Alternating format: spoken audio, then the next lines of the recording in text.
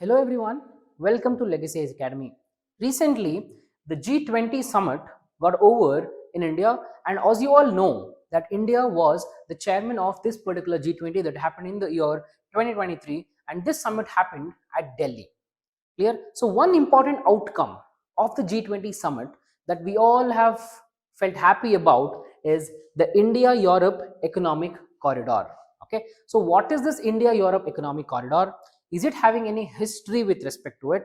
And will this India Europe Economic Corridor, okay, how will it impact India?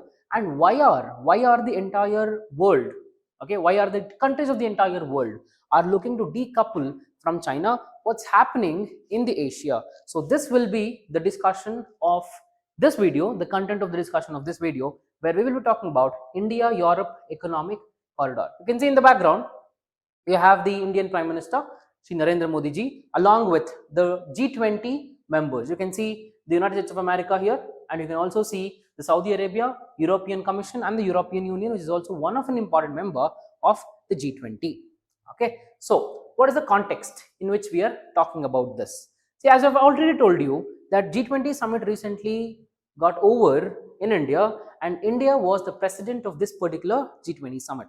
So, as an outcome of this particular G20 summit, we have India, Middle East, Europe Economic Corridor, which came into existence. So, in this video, let's talk about what is the supply chain management.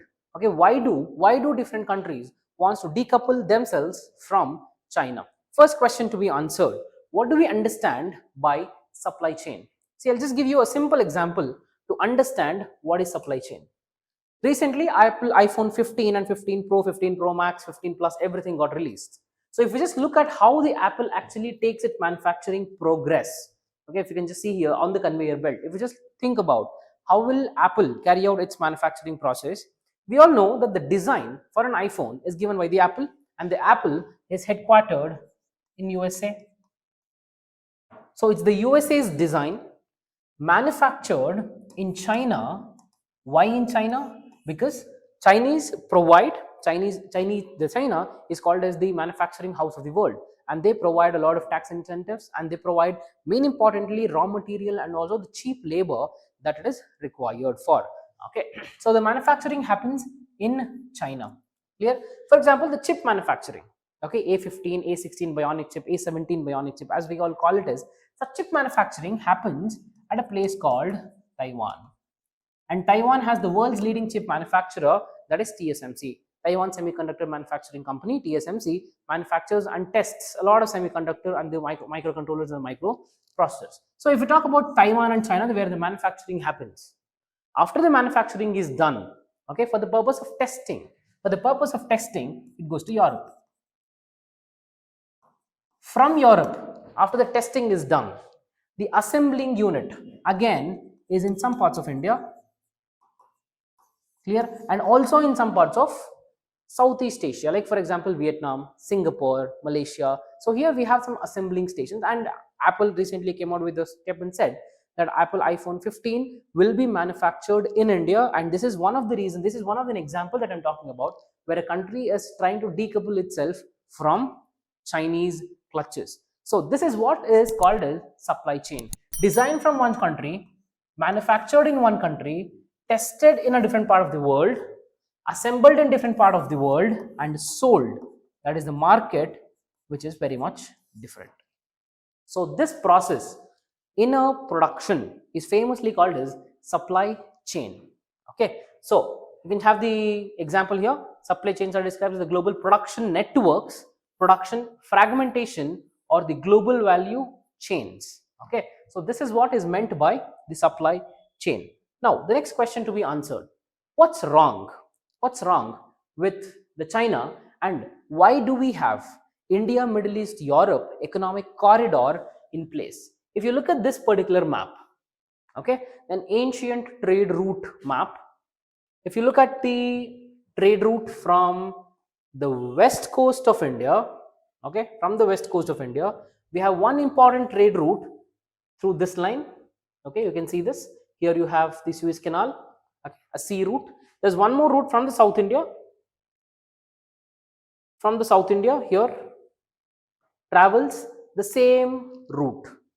What do we understand from this particular image, this particular history of the trade route is that, just remember, from let's say 300 BC to, let's say from 300 BC to around 550 AD, we are talking about. In the middle of 6th century, India, Europe had a very intricately connected trade networks. Okay, the trade relationship between India and the Europe was very, very good. So after the 530 BC or 550 BC or around the 6th century, the early part of 6th century, when the Guptas declined and the Romans here, when the Romans learnt the art of manufacturing silk, the trade relationship between India and Europe started dwindling. And finally, in the year 1453, when Ottoman Turks captured Constantinople, and in the year 1498, when Vasco da Gama entered India, followed by 1600 when Britishers entered India, okay, following the sea route, the trade got a revamp, which means the present day India, Middle East, and the Europe economic corridor that the G20 has proposed is not something that we have come up for the new. Okay, it's not a new thing for us. India had a very close connection with respect to the Europe from the ancient times. So now what we are doing is just we are rebuilding on it. So we are actually repairing it and we are giving it a different shape altogether, and we are calling it as India, Middle East, Europe economic corridor. Clear? Now, what's wrong with China? Why are the countries want to decouple themselves from China? What's happening in China? If you look at the Chinese factor, which plays a very, very important role. See, this Chinese factor started a decade back. Let's say from 2010 onwards, this particular thing started. What's happening in China? If you look at things, rising wages. See, the companies want to set up their manufacturing unit in one particular country, that is China, because the cost of manufacturing is actually less there. Because of the rising wages, this is giving rise to cost of manufacturing increases. Okay, this gives rise to an economic term. We call it as cost push inflation. Okay, this is called as cost push inflation, where the factors of production have become more expensive. FOP, factors of production, have become more expensive. Because of this, the factor costs have increased. And when the factor costs increases, the company has to eventually increase the market price of the product. So, starting from the beginning, let's say the rising wages, which means the cost of production has increased, the factor cost has increased, and this gave rise to increasing in the market price of the goods. Whenever the market price increases for this particular good, the demand reduces. So the companies don't want to lose the market that they have. So because the Chinese economy became more expensive, correct, and because of the more wages, because there's a cost push inflation in China, they want to decouple it from China and start their manufacturing unit somewhere in Bangladesh, Vietnam, India, Laos, Cambodia, and some of the South Asian countries. Okay, this is one. Second, investor concerns about tighter regulations of the foreign firms. If you look at China, which is kind of a communist economy, if you look at the models of economy, state economy, capitalistic economy, and the mixed economy. So we classify China in the state economy, which is communist economy, where the state has more control. Clear? And all of us know that the China is ruled by a single party, that is Communist Party of China, CPC. So because of all these stricter regulations on the private firms, the private companies want to decouple themselves from China. Okay, second one. Third, trade war between USA. The USA and the Chinese trade war is worth around $34 billion. So if at all there's a trade war happening between the world's largest economy and the Chinese economy, then none of the firms want to have business happening with China. Finally, outbreak of the COVID-19, that is Wuhan virus as it is famously called as, and everybody started speculating about China when the Wuhan virus actually broke out for the first time in 2019, August, September, or October. Okay, so these are some of the reasons why the countries want to decouple themselves from China. Now, why India then? Okay, this is true that they want to decouple themselves from China, agreed, but why India? If you look at that example of why India is more important for these countries, if you look at India, we have the first thing, that is the cheap labor. Okay, 144 crore people or 1.42 billion people is what is the Indian population, and this is because we have the cheap labor. Okay, easy availability of raw materials in India. Correct. Third, Indian mixed economy, and the present government, as we all know, is giving a lot of importance to the private entrepreneurship.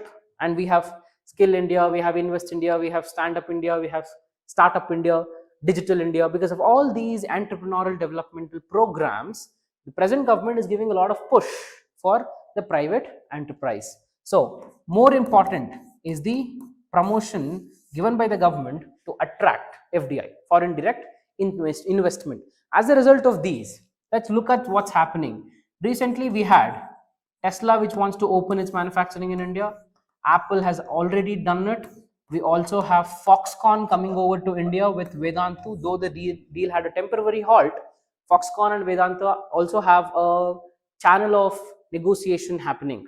Okay, so such world famous companies, that is Tesla, Apple, and Foxconn, want to set up their manufacturing unit in India, want to set up their businesses in India. So if you look at all these factors, these are the very important factors which make India an attractive point for the future manufacturing of the world.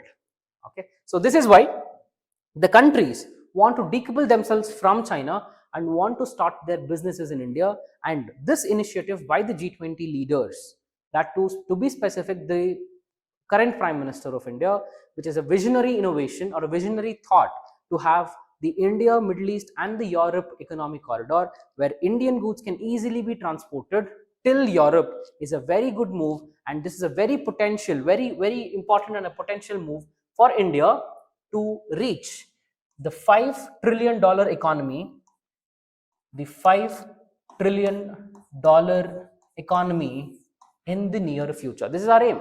Okay, now we are trading at somewhere around 2.8, 2.9 trillion dollars, and by 2030 our plan is, our mission is to reach $5 trillion economy. So this initiative of India, Middle East, and the Europe economic corridor will greatly be useful in attaining the $5 trillion economy in the near future.